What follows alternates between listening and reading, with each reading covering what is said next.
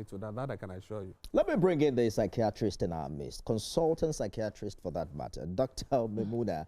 If 1 in 7 Nigerians is using drugs, what does that tell us? What do you think is pushing them? Unemployment, depression, pressure, culture? Everything. What have you found out? Everything. Everything. Thank you very much for being part of this town hall meeting today. And I was just talking to my co-panelists behind the scene that we can no longer play the ostrich when it comes to drug abuse and addiction in the society. If you are saying 1 in 7, and let's just hypothetically say we are still 200 million Nigerians, that means these 15 million we are saying they are using drug in the past 1 year. It's not. There's a lot.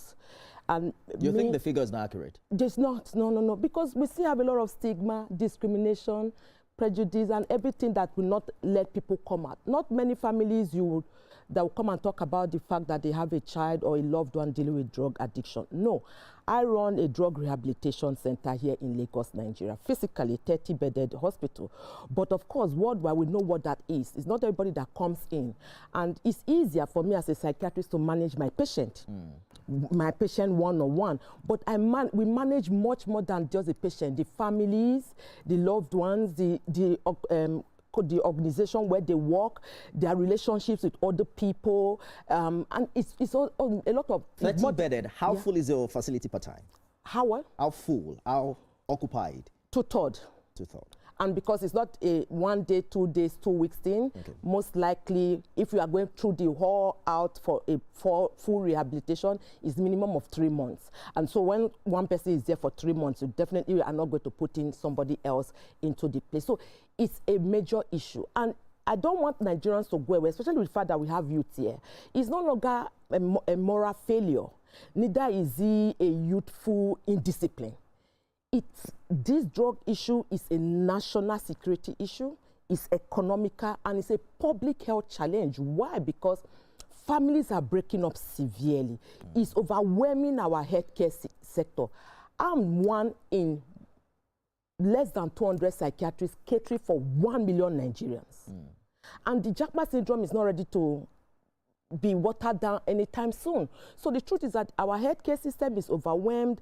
The families are breaking up severely. Our churches, schools, corporate sector, they are being affected. Productivity is low.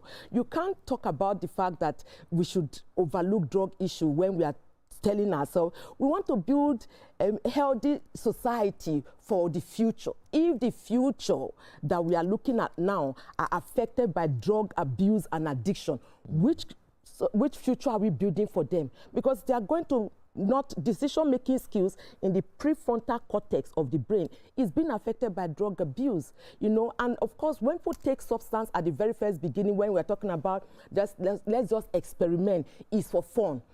You are likely going to chase the high because that first experience will give you that high, the pleasure, and it's going to affect the reward center of the brain.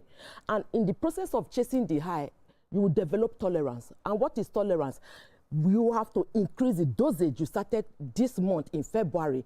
By June, you will increase it from half wrap to 1 or 2 wraps. To be able to get that same effect you got. And from tolerance, it leads to dependency. And from dependency is an addiction. So I would say drug abuse addiction is no longer an event, it's obviously a process. ID Kabasa. We criminalize the user, but pop culture glorifies the